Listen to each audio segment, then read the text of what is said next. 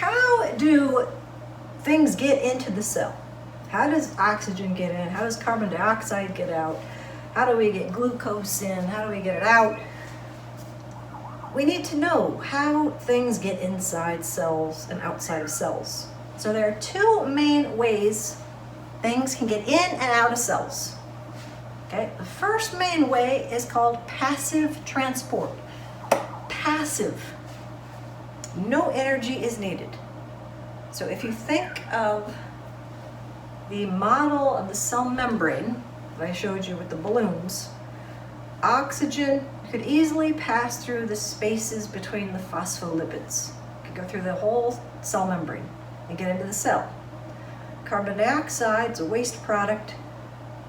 It can go through the spaces between the phospholipids and out of the cell.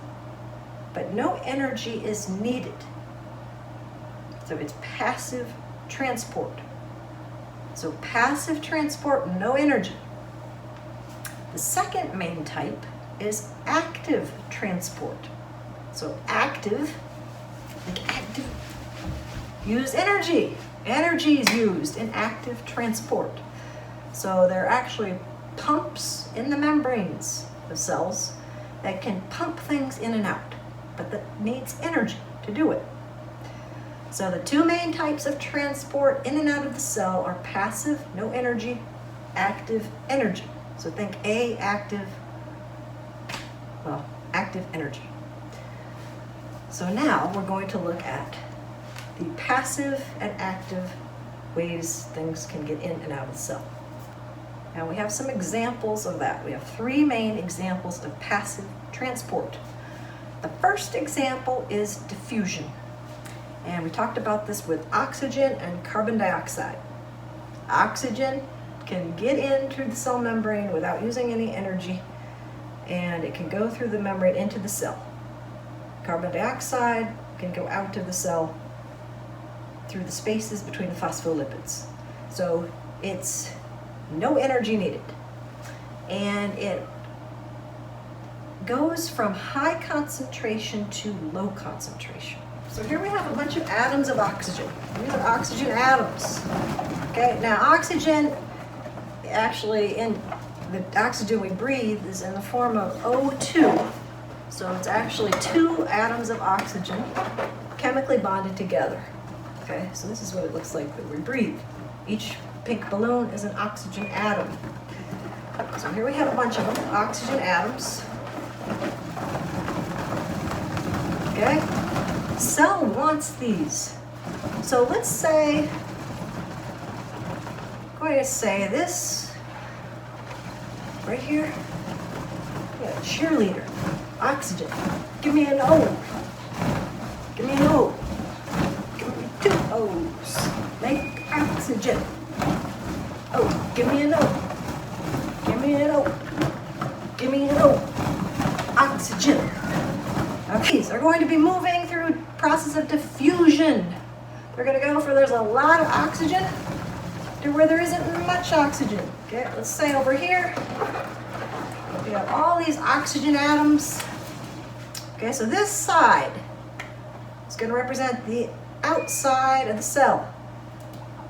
Okay, this side over here, inside of the cell. So look at the atoms now. We have very few oxygen atoms on this side. And a lot of them. So, diffusion means going from high concentration to low.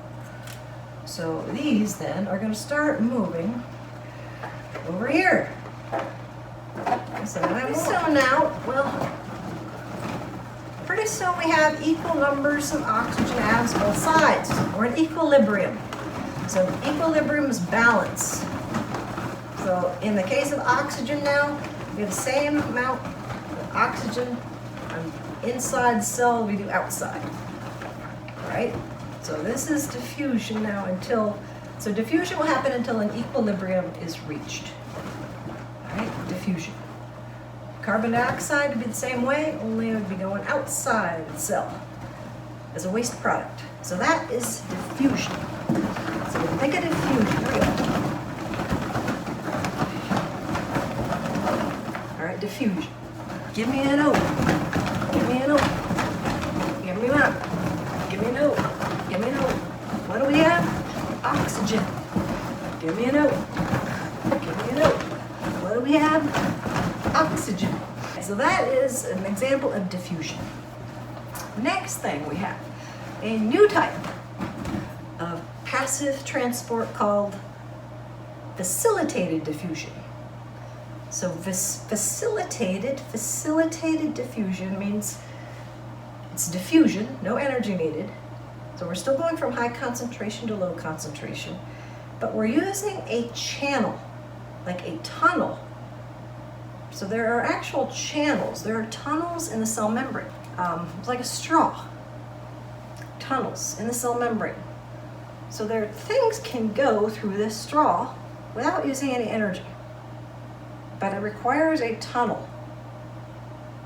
So it requires a channel in the membrane of the cell. So oxygen and carbon dioxide do not need tunnels. They can go in and out of the cell, just simple diffusion. However, water has to use a channel. My two hydrogen atoms, remember? And this is not to scale. This is not a proportion because the oxygen would be bigger. This is oxygen, two hydrogens. Here we have water. Okay, so water is a molecule of water, which is also a compound. This needs a straw. So if you think of it, you got to use a straw to drink water. So water has to go through a channel, in the cell membrane. You can't just diffuse in. All right, so it's called facilitated diffusion. So facilitated means like it needs help. So the helper is the straw. So the straw helps you drink water, just like the channels in the membrane would facilitate the diffusion of water through the membrane. So the water, so molecule of water, obviously larger than real life. And here we have like a channel on the membrane, so this would go in through the channel, just like you're drinking water from a straw.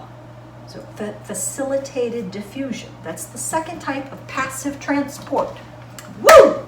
So now we are on the third type of passive transport. And this is called osmosis. Water has to go through channels to get into the cell or out of the cell. The word osmosis only involves water. Facilitated diffusion, that channel can involve other things. I just use water as an example, but there are other things that need channels to get in, such as sugar, glucose. So if you think of you're drinking a sugary soda with a straw, so that glucose needs to get in through these channels. So that's another example, but water can be both. We have a small amount of water over here, and we got a lot of water over here. Okay, the water goes through the membrane. Okay, so here we have a glass of water. Out here is going to represent outside of the cell. This side is going to be the inside of the cell. So right now, this glass is more water, and this one doesn't have any water. So diffusion then is the process in which things go from high concentration to low. Osmosis is diffusion of water. So the water then is going to go from high concentration, where there's a lot, to where there isn't much water.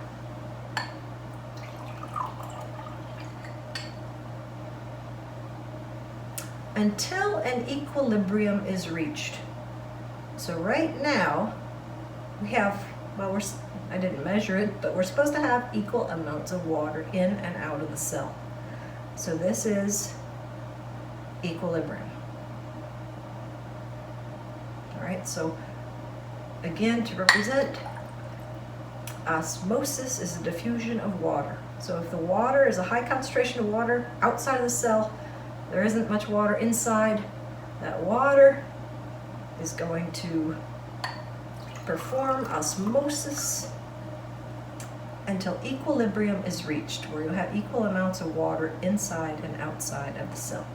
So osmosis is a special type of diffusion pertaining only to water.